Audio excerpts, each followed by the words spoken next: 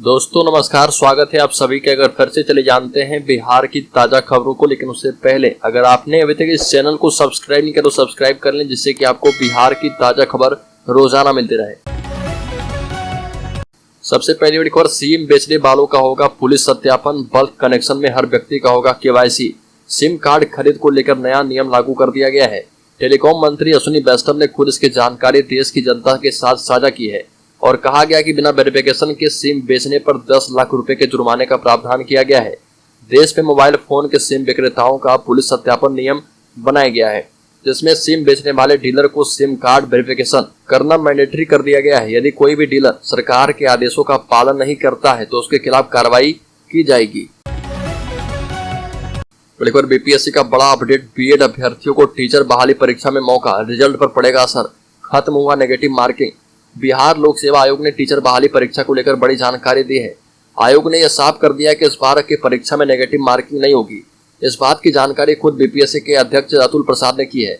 अतुल प्रसाद ने कहा कि परीक्षा भी अपने निर्धारित समय में आयोजित होगी, यानी कि 24, 25 और 26 अगस्त को। इसमें किसी को कोई संशय नहीं होना चाहिए। जिस अभ्यर्थियों ने आवेदन दिया है वह इसमें भाग ले सकते हैं। इसके अलावा अतुल प्रसाद ने बीएड डिग्री धारी स्टूडेंट को लेकर भी बड़ी जानकारी दी है। के पाठक ने नीतीश सरकार को राज्यपाल से भिड़ा दिया। बीसी का वेतन रोकने पर राजभवन ने पूछा कि पावर आपके पास है क्या।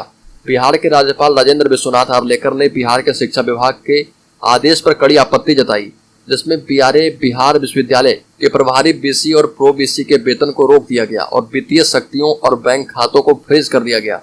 राज्यपाल ने प्रमुख सचिव रॉबर्ट एल चोंगथू के द्वारा शिक्षा विभाग के सचिव को पत्र जारी करते हुए कहा कि बिहार राज्य विश्वविद्यालय अधिनियम 1976 की धारा 54 के तहत राज्य सरकार के पास विश्वविद्यालयों का ऑडिट करने की शक्ति है, लेकिन वह वित्तीय शक्तियों और बैंक खातों को जब्त नहीं कर सकती है। यह अधिनियम मनमाना और अधिकार क्षेत्र से परे है। बड़ी खबर, अररिया पत्रकार हत्याकांड से आक्रोशित पत्रकारों ने पटना में निकाला आक्रोश मार्च। पत्रकार सुरक्षा कानून बनाने और मृत विमल के परिवार को मुआवजा देने की मांग की गई।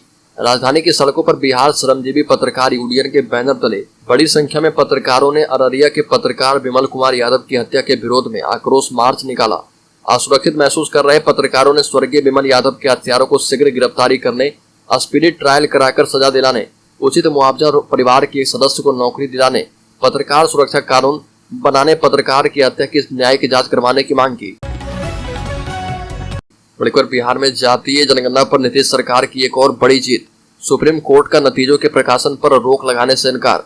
सुप्रीम कोर्ट ने बिहार सरकार को जाति आधारित सर्वेक्षण के नतीजे प्रकाशित करने से रोकने के लिए अंतरिम निर्देश पारित करने से इनकार कर दिया है।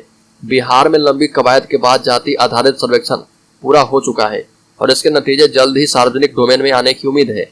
न्यायमूर्ति संजीव खन्ना और एसपीएन भट्टी की पीठ ने कहा कि जब तक प्रथम दृष्टया कोई मजबूत मामला ना हो, हम किसी भी चीज पर रोक नहीं लगाएंगे।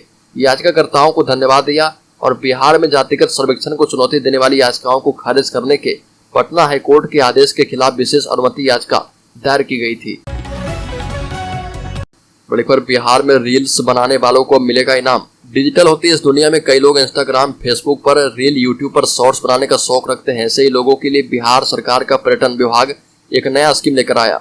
इस स्कीम के तहत अगर आप अपने कैमरे से बेहतरीन एवं खूबसूरत रील बनाते हैं तो आपको हजारों रुपए का इनाम दिया जाएगा। बता दें कि तेजस्वी यादव ने कहा कि मैं पर्यटन विभाग को कहना चाहूंगा कि देश के सोशल मीडिया इन्फ्लुएंसर्स और ब्लॉगर्स को बिहार बुलाकर यहाँ की खूबसूरती दिखवाएं और बताया जाए कि बाहर जो बिहार की तस्वीर दिखाई जाती है, बिहार वैसा नहीं है। बड़ी खबर, बिहार के जातिगत सर्वे के आंकड़ों के प्रकाशन पर अंतरिम रोक लगाने की मांग। सुनवाई होगी 21 अगस्त को। बता दें कि बिहार के जातीय सर्वे के आंकड़े के प्रकाशन पर अंतरिम रोक लगाने की मांग पर सुनवाई करते हुए सुप्रीम कोर्ट ने कहा कि ऐसा नहीं लगता कि सर्वे से किसी की निजता का हनन हो रहा। जस्टिस संजीव खन्ना की अध्यक्षता वाली बेंच ने मामले की अगली सुनवाई 21 अगस्त को करने का आदेश दिया है। सुप्रीम कोर्ट ने कहा कि पहले याचिकाकर्ता इस बात पर दलील दे कि मामला सुनवाई योग्य है कि नहीं। सुनवाई के दौरान बिहार सरकार ने कहा कि हमने जाति आधारित जनगणना का काम पूरा कर लिया है। याचिकाकर्ताओं ने इस सर्वे का आंकड़ा सार्वजनिक करने पर रोक लगाने की मांग की है। बड़ी खबर, अररिया में पत्रकार की हत्या के बाद सवाल पूछे जाने पर जेडीयू के राष्ट्रीय अध्यक्ष तिलमिला गए। पत्रकार के सवाल पर भड़के ललन सिंह, सम्राट चौधरी और चिराग पासवान का नाम सुनते ही लाल पीले हो गए। इसके बाद उन्होंने सरकार का बचाव करते हुए कहा कि बिहार में सब कुछ ठीक है और नीतीश कुमार बहुत अच्छे तरीके से बिहार चला रहे। वहीं बिहार में इतना विकास हुआ है कि भारत सरकार के गृह मंत्री भी जब पटना आते हैं तो नीतीश कुमार जी के किए गए काम को ही अपने खाते में डाल लेते हैं। ललन सिंह ने कहा कि बीजेपी के कहने से यहाँ गुंडा राज स्थापित हो जाएगा, वह पहले अपना मणिपुर देखे ना। बड़े नालंदा में कई मांगों को लेकर धरने पर बैठे चौकीदार दफादार, डीएम को सौंपा ज्ञापन, कहा कि जल्द से जल्द मांग पूरी करे सरकार। बिहार के नालंदा में चौकीदार दफादार ने विभिन्न मांगों को लेकर धरना दिया। चौकीदार दफादार ने इस संबंध में जिलाधिकारी को ज्ञापन सौंपा। चौकीदार दफादार का कहना है कि कई सालों से सरकार ने उन्हें एसीपी और एनसीपी का लाभ नहीं दिया है। चौकीदार दफादार संघ के सदस्यों ने हाईकोर्ट के द्वारा स्वैच्छिक सेवानिवृत्ति के बाद आश्रितों को दी जाने वाली नौकरी को खत्म किए जाने, एसीपी एनसीपी का लाभ समेत विभिन्न मांगों को लेकर नालंदा अस्पताल चौक पर धरना दिया। इस मौके पर संघ के अध्यक्ष आनंद कुमार सिंह ने बताया कि हमारे पूर्वज अंग्रेजों की हुकूमत से चौकीदार और दफादार का काम करते हैं। इस वक्त से ही स्वैच्छिक सेवानिवृत्ति के बाद आश्रितों को नौकरी देने का प्रावधान था, मगर पिछले दिनों हाईकोर्ट द्वारा इसे हटा दिया गया। बिहार में शिक्षा विभाग और राजभवन आमने सामने है। राज्यपाल ने के पाठक के आदेश पर लगाई रोक। बिहार शिक्षा विभाग के अपर मुख्य सचिव आए दिन अपने फैसले की वजह से सुर्खियों में बने रहते हैं। अब शिक्षा विभाग के द्वारा कुलपतियों के वेतन एवं उनके वित्तीय अधिकार पर रोक लगाने के आदेश को लेकर राजभवन और विभाग आमने सामने आ गया है। शिक्षा विभाग ने बीआरए बिहार विश्वविद्यालय के कुलपति और प्रति कुलपति के वेतन पर रोक लगाते हुए उनके वित्तीय अधिकारों पर रोक लगा दी थी। शिक्षा विभाग के इस फैसले की जानकारी जब राजभवन को मिली तो तत्काल राज्यपाल के सचिव ने स्टेट बैंक समेत अन्य बैंकों को शिक्षा विभाग के उक्त आदेश पर अमल करने से मना कर दिया। साथ ही राज्यपाल के प्रधान सचिव ने कहा कि कुलपति और प्रति कुलपति के वेतन रोकने एवं उनके वित्तीय अधिकार सीज करने का अधिकार सरकार को नहीं है। बिहार के 191 पैक्स में खुलेंगे जन औषधि केंद्र। 37 जिलों से 5-5 पैक्स चिन्हित। राज्य भर के 191 पैक्स में जन औषधि केंद्र खोले जाएंगे। इन केंद्रों में सस्ती दवाएं मिलेगी। सुपौल के 6 एवं शेष अन्य 37 जिलों में 5-5 पैक्सों में जन औषधि केंद्र खुलेंगे। राज्य सरकार की ओर से केंद्र को इन पैक्स की सूची भेज दी गई है। इस साल इन पैक्स में जन औषधि केंद्र खोले जाएंगे। भागलपुर में भी खोले जाएंगे, साथ ही साथ बेतिया, पूर्णिया और गोपालगंज में ये सभी केंद्र खोले जाएंगे। उपेंद्र कुशवाहा को 3 नहीं बल्कि 2 ही सीटें देगी बीजेपी। लोकसभा चुनाव 2024 को लेकर बीजेपी ने बिहार में एनडीए का सीट शेयरिंग फॉर्मूला लगभग तय कर दिया है। बीजेपी खुद राज्य की 40 में से 30 सीटों पर चुनाव लड़ेगी, वहीं अपने सहयोगियों को अन्य 10 सीटों में मैनेज करेगी। मुख्यमंत्री नीतीश कुमार की जेडीयू छोड़कर रालोचत नाम से नई पार्टी बनाने वाले उपेंद्र कुशवाहा को बीजेपी 3 नहीं बल्कि 2 ही सीटें लोकसभा लड़ने के लिए देगी। कुशवाहा के अलावा चिराग पासवान, पशुपति पारस और जीतनराम मांझी भी बीजेपी के साथ गठबंधन में है। एनडीए की ओर से अभी तक सीट शेयरिंग फॉर्मूले की आधिकारिक घोषणा नहीं की गई है। हाजीपुर सीट को लेकर चिराग पासवान का बड़ा दावा, कहा कि भाजपा ने मुझे दे दिया है ग्रीन सिग्नल। एनडीए से हाजीपुर लोकसभा सीट पर उम्मीदवार कौन होगा, इसको लेकर चिराग पासवान और चाचा पशुपति पारस आमने सामने हैं। जहां चिराग अपनी मां को वहां से लड़वाना चाहते हैं, वहीं दूसरी तरफ मौजूदा सांसद होने के कारण पारस या सीट छोड़ने को तैयार नहीं है। दोनों चाचा भतीजे की तरफ से रोजाना हाजीपुर सीट को लेकर बयानबाजी सामने आ रही है। ऐसे में चिराग पासवान ने हाजीपुर सीट को लेकर फिर से अपनी दावेदारी पेश करते हुए साफ कर दिया है कि सीट के लिए पहले ही उनकी भाजपा के साथ बात हो चुकी है।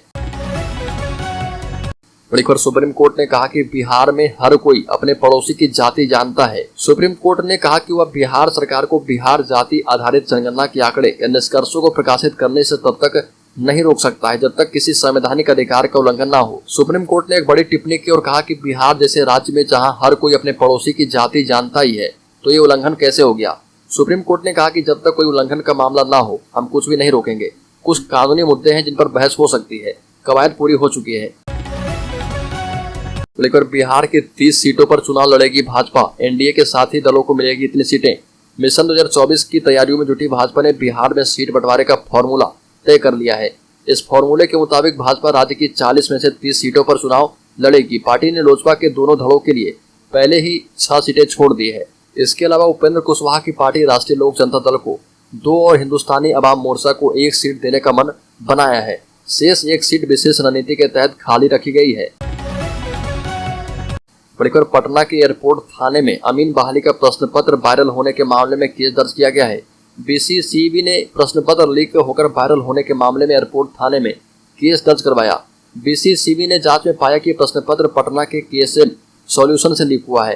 केएसएम सॉल्यूशन ऑनलाइन परीक्षा का केंद्र है। इस मामले में बीएससीसीबी के अधिकारी उमाशंकर प्रसाद के आवेदन पर परीक्षा केंद्र पर केस दर्ज कर लिया गया है। बल्कि राज्य के उप मुख्यमंत्री तेजस्वी यादव ने कहा कि भाजपा का काम बिहार को बदनाम करना है। दिल्ली, जहां राष्ट्रपति, प्रधानमंत्री और गृह मंत्री रहते हैं, वहां सर्वाधिक हत्या, अपहरण, दुष्कर्म और लूट की घटनाएं होती है, लेकिन लोग बातें बिहार की करते हैं। तेजस्वी यादव पर्यटन विभाग के द्वारा आयोजित कार्यक्रम के बाद मीडिया से बात कर रहे थे। अररिया में पत्रकार की हत्या पर उन्होंने कहा कि मुख्यमंत्री नीतीश कुमार ने खुद ही अधिकारियों को निर्देश दिए हैं कि दोषियों पर जल्द से जल्द कार्रवाई हो। वहीं तेजस्वी ने एक सवाल पर कहा कि सीबीआई की कार्रवाई का कोई मतलब नहीं है, कोर्ट की बात है। अगर हमारे ऊपर कोई एलिगेशन लगता है तो हम लोग कोर्ट में अपना पक्ष रखेंगे। सीबीआई के द्वारा लालू यादव पर हो रही कार्रवाई पर कहा कि या तो चुनाव तक चलते रहेगा, क्योंकि भाजपा का सबसे ज्यादा डर बिहार से ही लग रहा। बावजूद हम लोग झुकने को तैयार नहीं है, कोर्ट में अपनी बात रखेंगे। परिवारवाद पर उप मुख्यमंत्री ने कहा कि यह कोई नई बात नहीं है, देश में लोकतंत्र है और जनता भी सब जानती है। हम यहाँ चुनकर आए हैं, खुद से नहीं आए हैं। चुनाव लड़े, लोगों ने वोट दिया, तब यहाँ पर खड़े हैं।